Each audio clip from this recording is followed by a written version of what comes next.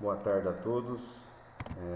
Pessoal, dando continuidade ao nosso conteúdo, essas aulas que eu vou postar para vocês agora aqui no Google Classroom são relativas a essa semana, né? Como vocês se recordam, o nosso conteúdo será ministrado agora de forma modular, né? Então, teoricamente, nós teríamos aí 2 semanas para trabalhar o conteúdo de parasitologia, tá certo? Então, esse material que eu estou disponibilizando a partir de agora, gravado, né, refere-se às aulas que nós teríamos essa semana, então aí a partir do dia 20, né? E recordo vocês que dia 20 e 21, que foi segunda e terça-feira, foram feriados, né? Então a gente não teve condições de fazer as nossas aulas de forma online, né, como vínhamos fazendo anteriormente. Mas enfim, para a gente não ficar no prejuízo e dando continuidade ao nosso conteúdo, a minha ideia agora aqui é trabalhar com vocês um pouco sobre o conteúdo de sarnas. Vocês se recordam que nós estávamos falando até então da sarna sarcóptica, né, até anteriormente, e hoje a gente começa com uma outra sarna chamada sarna demodécica. Se vocês se recordarem, né, aqui está uma ilustração, uma foto, né, de microscopia eletrônica desse ácaro causador dessa sarna. Observem a diferença bastante gritante, né, no aspecto do corpo desse parasita quando comparado à sarna sarcóptica que nós vimos nas aulas anteriores, né? A sarna sarcóptica, o ácaro, ele tem um corpo muito parecido com o das aranhas, né? Afinal de contas, ele se enquadra dentro lá da ordem acarina, né, e da classe arachnida. E olha a diferença aqui, esse ácaro da sarna demodécica, ele tem um corpo filiforme, né, o corpo na forma de um fio, né, uma característica que difere bastante, né, morfologicamente do ácaro causador da sarna sarcóptica. Aqui eu fiz questão de mostrar para vocês uma foto, né, de um cão com uma lesão bastante sugestiva de sarna demodécica, né? Então até coloquei aqui a sarna sarcóptica versus sarna demodécica. Quando a gente nota o aspecto, né, a manifestação clínica dessa sarna demodécica, ela é bastante peculiar. Primeiro, é claro que a gente não tem condição de ver isso por essa foto, mas normalmente quando a gente vê um animal manifestando a sarna demodécica, um relato bastante comum é o fato desse animal não ter prurido. Ele não tem coceira, normalmente ele não coça. Então é algo bastante interessante associado à sarna demodécica. Diferente de quando a gente vê os animais com sarna sarcóptica, que sempre o relato, né, dos proprietários é que o animal está se coçando muito. Já da sarna demodécica não. Outra coisa que eu chamo a atenção a vocês, e essa foto já dá para a gente notar isso, essa sarna ela tem uma característica normalmente de se manifestar de forma bilateral. Então a gente nota que toda a face do animal manifestando, né, esse comprometimento, essa queda de pelos, né, relativo aí ao desenvolvimento dessa sarna demodécica. Então ela é bilateral. O que acontece em uma das faces, a gente nota também acontecendo do outro lado.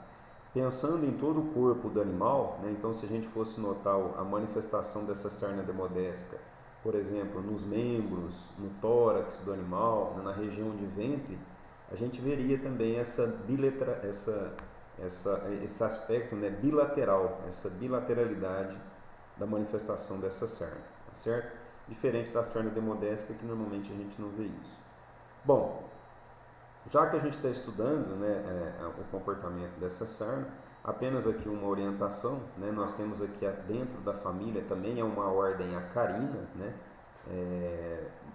dentro da família Demodicidae, né, esse gênero, o gênero Demodex, ele é composto por várias espécies. Então vocês estão vendo aqui o Demodex folliculorum, Demodex bovis, Demodex canis, Demodex phylloides e Demodex capreae. O que a gente entende? Esse acro ele pode sim se manifestar em outras espécies. Então a gente nota, né, algumas espécies domésticas e inclusive o homem, a manifestação dessa sarna demodécica, tá certo? E aqui a gente vê algumas espécies animais, né, bovinos, o canis, esse phylloides ele é genérico, né, e o capreae em caprinos, onde a gente pode identificar em algumas espécies o aparecimento dessa sarna. E aqui de novo, né, uma lâmina, né, corada com ácaro. Vocês notem aqui o corpo dele filiforme, né? Um corpo aqui bastante diferente do ácaro da sarna sarcóptica. Pessoal, em relação ao ciclo biológico dessa sarna, onde a gente já consegue colocar aqui algumas informações mais peculiares, o que a gente entende, né? Se vocês pegarem aqui o corpo do animal, tá? A presença do ácaro na sua fase adulta, né? Então nós temos aqui o ácaro na fase adulta parasitando o corpo do animal. Normalmente a gente encontra esse ácaro mais profundo à pele do animal. Então vocês estão vendo aqui, é claro que está em inglês, né? Mas normalmente esse ácaro ele fica parasitando a região dos folículos capilares, das glândulas sebáceas, tá certo? Então são regiões mais profundas. Vocês devem se lembrar lá da histologia, quando o professor falou para vocês da composição dos tecidos, né? O tecido epitelial, ele tem a camada córnea, a camada mais externa, e o tecido epitelial mais interno, ele é composto aí sim por glândulas foliculares, glândulas sebáceas. E é exatamente nessa região em que a gente encontra a presença desse ácaro, nas suas fases adultas. Então lembrar que nós temos o macho e a fêmea do ácaro vivendo na superfície do corpo do animal. Quando eu falo superfície, por favor entendam que é numa região superficial mais profunda do que aquela que é ocupada, por exemplo, pelo ácaro da sarna sarcóptica. Então nós temos aqui o macho e a fêmea desse ácaro acometendo esse tecido epitelial próximo à região das glândulas sebáceas, né, das glândulas foliculares, né, das glândulas do pelo do animal. Esses ácaros fazem uma reprodução do tipo sexuada, então há ali uma troca de gametas entre eles, né? Certamente a fêmea do ácaro, depois de copulada pelo macho, ela vai colocar os seus ovos, né? Ela vai fazer a oviposição também dentro das glândulas sebáceas do animal. Esses ovos, eles vão eclodir em larvas, tá certo? E essas larvas vão crescendo, vão se desenvolvendo até se transformar em ninfas. Tudo isso na superfície da pele do animal. De novo, mas mais aprofundado, tá certo?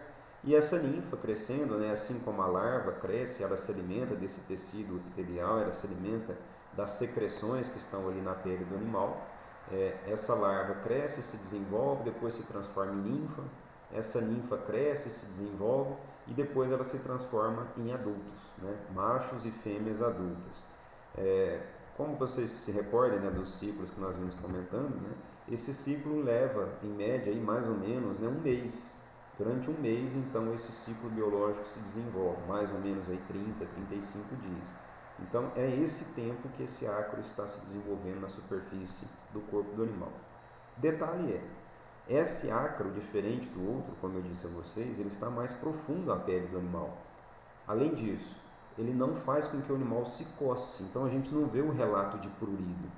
Por outro lado, à medida que esse ácaro se prolifera na superfície da pele do animal, ele começa a destruir esse tecido epitelial. E essa destruição do tecido epitelial acaba fazendo com que o animal comece a ter algumas manifestações clínicas. Por exemplo, como é um tecido epitelial próximo a glândulas sebáceas, então ali há a produção de sebo, há a produção de gordura, né, que nutre os pelos dos animais, essa destruição dessa glândula sebácea acaba fazendo com que esse animal comece a ter um cheiro ruim, um odor característico da sarna demodésica. Quem já viu um animal com uma característica como essa, até a gente vê alguns relatos, o pessoal fala, nossa, cheiro de manteiga vencida, cheiro de ranço. O que é isso? É uma gordura, né, que se perdeu, é uma gordura que rancificou. Que gordura é essa? É a gordura que é produzida lá na glândula sebácea. Então, pessoal, primeira característica, né, uma das características interessantes, o mau odor característico do animal com sarna demodésica. Segundo, o animal normalmente não tem coceira, não tem prurido. Terceiro, e talvez não menos importante do que os demais, né, essa sarna ela tem uma característica, pelo fato da profundidade dela no corpo do animal, ela não é contagiosa. Então dificilmente você vai ter um animal com sarna demodésica contaminando outro animal com sarna demodésica, tá certo? E aí vocês poderiam pensar, bom, Luiz Fernando, mas se ela não é contagiosa, como é que ela acontece nos animais? Aí a gente entende um dos principais fatores dessa doença está associado a fatores hereditários. Então é muito comum você ver famílias, né, A cadela pariu, tem sarna demodésica, é comum você ver os filhotes dela manifestando, né? A ninhada dela vai manifestar a sarna demodésica. Não é à toa que muitas pessoas que têm kennels, né, que têm um canil, que têm um kennel club, que vende cães, elas são obrigadas a emitir um documento dizendo que esse cão que está sendo comercializado não tem sorologia positiva para a sarna demodésica, justamente por conta dessa característica da hereditariedade. Porque lá nesse canil, muito provavelmente, tem lá o pai, tem lá a mãe, né, que deu origem a essa ninhada, e eles já têm lá documentos desses machos e dessas fêmeas dizendo que esses animais são livres de sarna demodésica.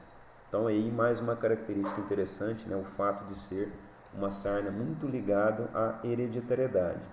Mas não só isso, pessoal. Além de ser um ácaro ligado à hereditariedade, também está ligado às condições imunológicas do animal. O que eu quero dizer? É muito comum você ver, por exemplo, uma cadela vir a manifestar clinicamente a sarna demodésicas em várias fases da vida dela, né? Às vezes ela como filhotinha manifestou, tratou, melhorou. Aí passa um tempo, passa anos, essa cachorra manifesta de novo a sarna demodésica. Trata, passa mais um tempo, ela manifesta novamente. O que a gente entende? O ácaro, ele está ali no corpo do animal. Ele só está esperando um momento para que haja a manifestação clínica da doença. E esse momento, muitas das vezes, é o momento em que o animal tem uma queda de imunidade. Então, todos os fatores que contribuem para a queda de imunidade do animal, muitas das vezes também contribuem para o aparecimento de doenças como essa, né, como a sarna demodésica. Então, é comum você ver a cadela manifestando clinicamente, como a foto que eu mostrei para vocês anterior. Uma cadela manifesta, muito provavelmente, por exemplo, próximo ao cio, próximo ao parto, durante a lactação. O que são esses momentos? São momentos muito comuns da gente notar o animal com uma queda de imunidade, o que favorece a proliferação do ácaro e, consequentemente, a manifestação clínica da doença. Ok? Aqui mais um slide mostrando para vocês a morfologia, né, das fases de ovo, de larva, ninfa e adulto, né? Então lembra que o ácaro, né, ele passa por todas essas fases, tá certo? Aqui mais uma ilustração, né, do tecido epitelial. Vocês estão notando aqui a superfície da pele do animal, né? Essa primeira foto aqui, né, a porção A. Então nós temos aqui o pelo na superfície da pele do animal, e aqui as estruturas, as chamadas estruturas anexas ao tecido epitelial. E aqui vocês notam, né, nessa bolsinha aqui, o tecido, a glândula sebácea. Então nós temos aqui o folículo piloso, né, onde está o pelo, e aqui a glândula sebácea. E aqui vocês estão vendo na ilustração B, várias desses verminhos aqui, né? Isso aqui é uma ilustração do ácaro, do Demodex, tá certo? Então ele começa a se proliferar nesse tecido piloso, né? Nessa glândula sebácea, junto com o ducto piloso, tá certo? E esse ácaro, uma vez se manifestando aqui, proliferando aqui, primeiro, muitas das vezes ele contribui para a queda do pelo, então o pelo se desprende, né? Porque o ácaro começa a lesar esse tecido. E além disso, começa a haver aqui, vocês estão vendo em C e em D, né, já mais agravado, a glândula sebácea, ela é destruída pela presença desse ácaro. Então começa a haver aqui a liberação do sebo, né, da gordura do pelo do animal, o que muitas das vezes rancifica, né, então altera o odor, e aí o animal começa a manifestar aquele cheiro bem característico da sarna demodésica. Nesse slide ainda fala, né, que essa sarna normalmente ela inicia-se ao redor dos olhos e cabeças, como vocês viram a foto no começo da nossa aula, né, um animal, né, com uma lesão bastante característica de sarna demodésica. Normalmente, né, como a gente diz, esse ácaro localiza-se mais profundamente na derme, então o tecido epitelial ele está mais profundo, diferente do ácaro causador da sarna sarcóptica, que sempre ele está mais superficial, tá certo? E além disso, ligado à imunossupressão e à característica hereditária, como eu acabei de dizer. Voltando aqui, né, a hereditariedade. Então é muito comum você ver a cadela que manifesta clinicamente episódios de sarna demodésica. É possível que os filhotes delas também venham manifestar. Um cachorro que tem a sarna demodésica, um cão macho, né, que tem a sarna demodésica, ele pode também passar essa característica hereditária para os seus descendentes, tá certo? Então está muito ligado à hereditariedade. E além disso, há a característica da imunodepressão ou até mesmo imunossupressão. Aqui uma foto de microscopia eletrônica mostrando para a gente aqui, né? Aqui a pele do animal, o tecido epitelial aqui.